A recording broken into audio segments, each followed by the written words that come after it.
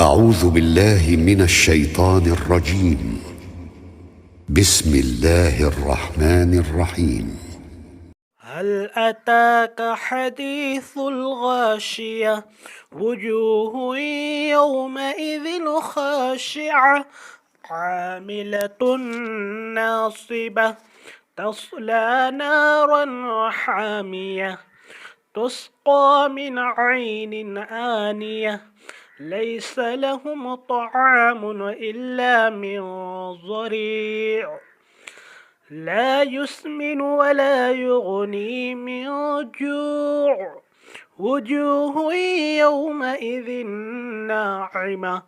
لسعيها راضية في جنة عالية لا تسمع فيها لاغية فيها عين جارية فيها سرر مرفوعة وأكواب موضوعة ونمارق مصفوفة وزرابي مبثوثة أفلا ينظرون إلى الإبل كيف خلقت وإلى السماء كيف رفعت وإلى الجبال كيف نصبت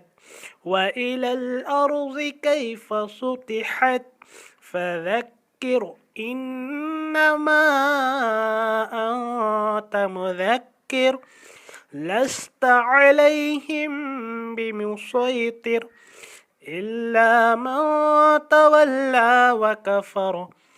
فيعذبه الله العذاب الأكبر إن إلينا إيابهم ثم إن علينا حسابهم